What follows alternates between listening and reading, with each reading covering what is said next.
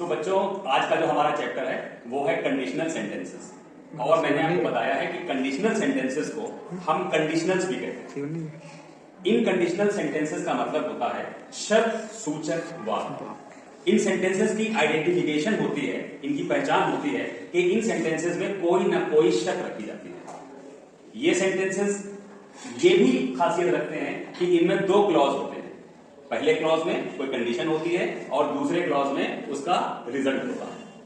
इसमें जो पहला क्लॉज होता है उसको इफ क्लॉज के नाम से जाना जाता है, जबकि दूसरे क्लॉज को हम मेन क्लॉज या प्रिंसिपल क्लॉज कहते हैं। जो हमारा इफ क्लॉज होता है वो एक कंडीशन होता है और मेन या प्रिंसिपल क्लॉज जो होता है वो एक रिजल्ट होता है।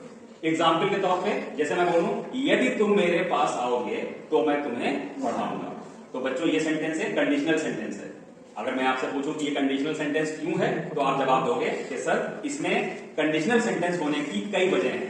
पहली वजह आप बताएंगे कि सर इसमें इफ लगा हुआ है, यदि लगा हुआ है, यदि तुम मेरे पास आओगे तो मैं तुम्हें पढ़ाऊंगा। दूसरा कारण यह है कि इसमें कितने क्लॉज हैं? दो क्लॉज हैं।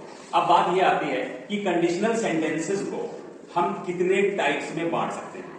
How many types are there of conditional sentences? तो मैंने आपको बता रखा है कि कंडीशनल सेंटेंसेस चार तरह के होते हैं।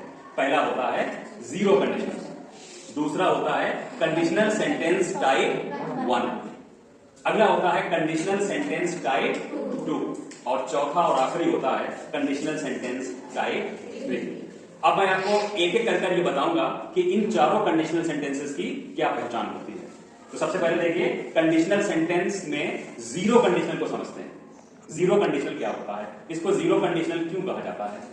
बच्चों जीरो कंडीशनल सेंटेंसेस की सबसे पहली पहचान ये होती है कि ये एक जनरल फैक्ट होता है, ये एक साइंटिफिक ट्रुथ होता है, एक सामान्य सिद्ध बात होती है। जैसे मैं अगर आपसे बोलूं कि यदि तुम पानी को गर्म करोगे तो ये उबलने लगेगा, यदि आप आइसक्रीम को गर्म करोगे तो ये पिघलने लगेगी।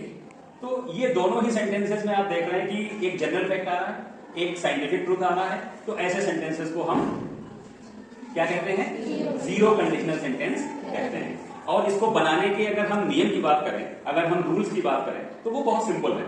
सिंपल यूं है कि हम इसके दोनों ही क्लॉजेस को प्रेजेंट इंडेफिनिट में बनाते हैं।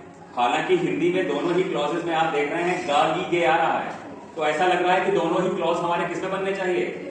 फ्यूचर इंडेफिनिट में बनने चाहिए। क्योंकि एक जनरल फैक्ट है, एक साइंटिफिक ट्रुथ है, एक सामान्य सिद्ध बात है, इसलिए इसकी पहचान कुछ इस तरीके से रखी गई है कि इसको हम किसमें बनाते हैं? दोनों क्लॉजेस को प्रेजेंट इंडेफिनिट टेंस में बनाते हैं।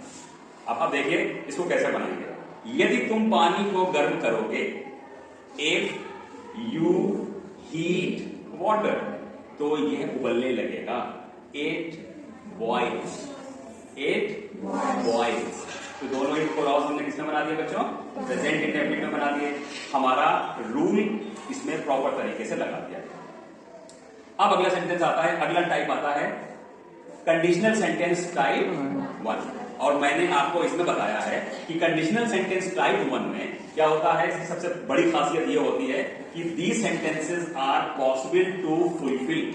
इन सेंटेंसेस को फुलफिल करना संभव होता है, यानी इसमें बोले जाने वाले जो वाक्य होते हैं उनको हम पूरा कर सकते हैं, फुलफिल कर सकते हैं। इज दैट क्लियर और नॉट? तो सबसे पहले इसकी पहचान बता दूंगा आपको कि इसकी पहचान भी यही होती है कि इसमें दोनों क्लॉज गा गी गे से आते हैं। जैसे यदि तुम मेरे पास आओगे तो मैं तुम्हें पढ़ाऊंगा।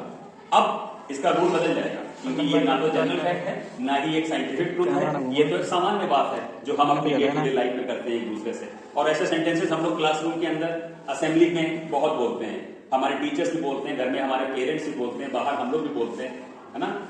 और आप खुद भी यूज करते हो अपने साथियों के साथ भी, अपने टीचर्स के साथ भी और अपने पेरेंट्स के साथ भी। तो ऐसे सेंटेंसेस को हम डे टू डे कॉन्वर्सेशन में यूज क्योंकि करते हैं, इसलिए इन पर बहुत ध्यान देना चाहिए। पहले क्लॉज को हम ऐसे बनाएंगे, यदि तुम मेरे पास आओगे, if you come to me, मैं तुम्हें पढ़ाऊंगा। I shall teach you. तो बच्चों आपने देखा पहले क्लॉज को मैंने प्रेजेंट इंडेफिनिट में और दूसरे क्लॉज को मैंने फ्यूचर इंडेफिनिट में बनाया। तो इसमें थोड़ा सा रूल में परिवर्तन आया, उसमें हम दोनों प्रेजेंट इंडेफिनिट में बनाते थे जीरो कंडीशनल में, जबकि यहां हमने दोनों को प्रेजेंट इंडेफिनिट में नहीं बनाया। पहले क्लॉज को प्रेजेंट इंडेफिनिट में बनाया और बाद वाले क्लॉज को हमने फ्यूचर इंडेफिनिट में बनाया। तो ये हमने सीख लिया कंडीशनल सेंटेंस टाइप 1। पॉज कर दो।